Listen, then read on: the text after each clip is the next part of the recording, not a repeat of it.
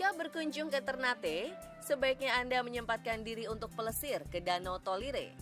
Nah pemirsa, Danau Tolire ini terdiri dari Danau Tolire Besar dan Danau Tolire Kecil. Danau Tolire Besar berada di bawah kaki Gunung Gamalama. Sedangkan Danau Tolire Kecil ialah danau yang terletak bersebelahan dengan Pantai Tolire.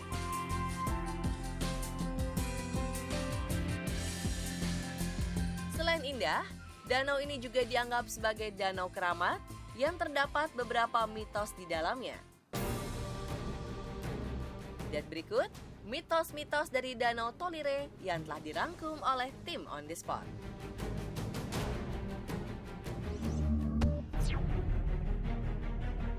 Di Danau Tolire Besar dipercaya bahwa tidak ada satupun orang yang bisa melempar batu hingga ke tengah danau. Pengunjung baik dari Ternate maupun yang berasal dari luar Ternate datang ke Danau Tolire untuk membuktikan kebenaran cerita ini. Ada dengar cerita katanya kalau lempar batu ke bawah sini kan nggak pernah sampai, jadi tadi coba, ya ternyata benar belum pernah ada lempar sampai di bawah. Kalau lempar ke arah jauh dia akan balik ke dekat sini ulang. Dia kayak gravitasi aja.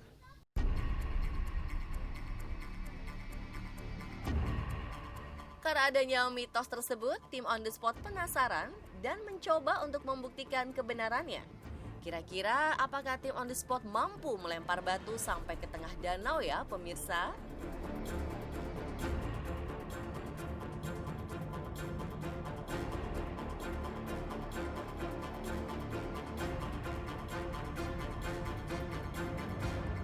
Oke pemirsa, saya hari ini sudah berada di Danau Tolire Ternate.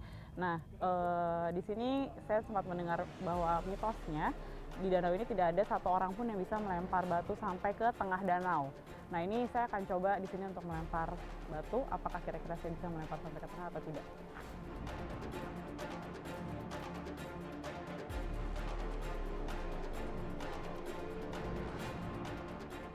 Ternyata tim On The Spot belum berhasil. Kami akan mencari tahu penyebabnya. Danau Tolire Besar memang nampak seperti mangkuk raksasa yang berisi air berwarna hijau dan terlihat tenang.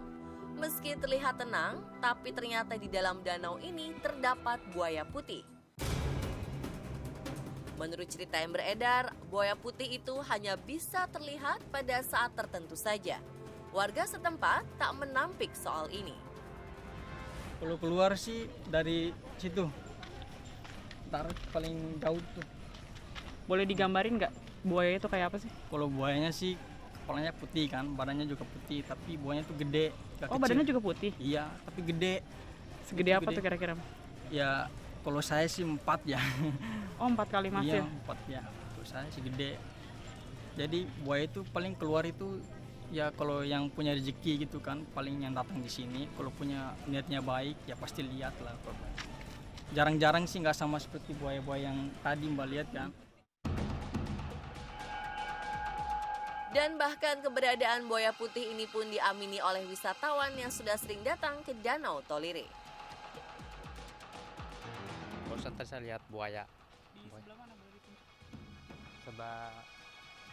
Sebelah utara, selatan ya, sebelah selatan. Nanti sebentar nanti ada buaya putih juga timbul depannya tuh. Bapak Idar Anwar selaku tokoh adat Takome memberikan penjelasan tentang mitos keberadaan buaya di danau ini.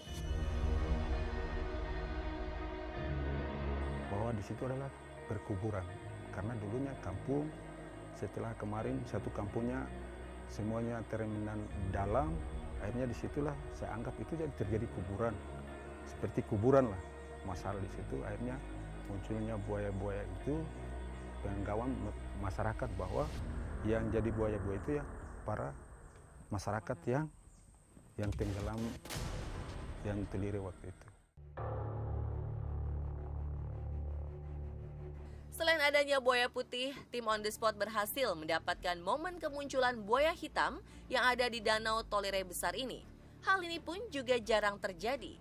Masyarakat setempat percaya bahwa buaya-buaya yang ada di Danau Tolire Besar adalah para warga yang dulunya tinggal di Kampung Tolire sebelum kampung itu terendam banjir dan akhirnya menjadi danau seperti sekarang.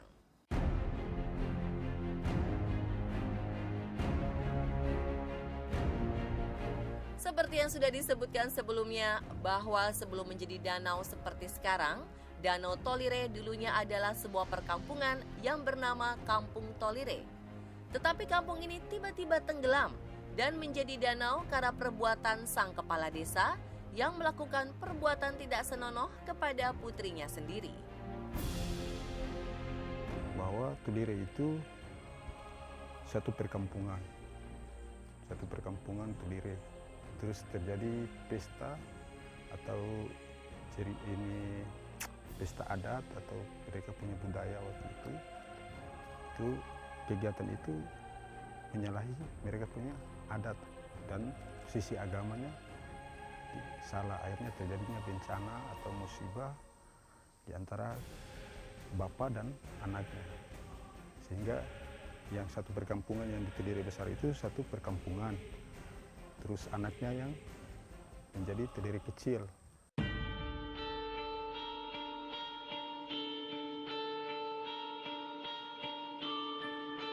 Jika berkunjung ke Danau Tolire, biasanya para pengunjung hanya menikmati keindahan Danau Tolire dari atas saja. Tapi ternyata Anda juga bisa turun mendekat ke danau seperti yang pernah dialami oleh Angga, salah satu warga Ternate. Kalau waktu itu saya sama teman saya ya sempat turun. Terus kita rencana awalnya tuh kita mau mancing gini, terus kayak nggak dapet ikan. Terus kita bilang ya udah kalau nggak dapet ikan kita mancing dulu ya. Kita berenang dulu, kita berenang dulu. Pas di saat kita berenang, terus kita kan berisik gitu kan, main-main air kan berisik. Tuh dengar tuh buaya, terus samperin gitu kan. Katanya ya kalau bahasa isyaratnya itu kan jangan berisik lagi, mungkin lagi istirahat atau apa ya. Ya udah setelah itu kita naik lagi, terus kita minta maaf ya. Terus maaf ya, kita udah ganggu nih istirahat kalian. Atau istirahat ya istilahnya kan kalau bahasa Ternate kan teteding nenek. Gitu. Ya udah, dia permisi gitu kan.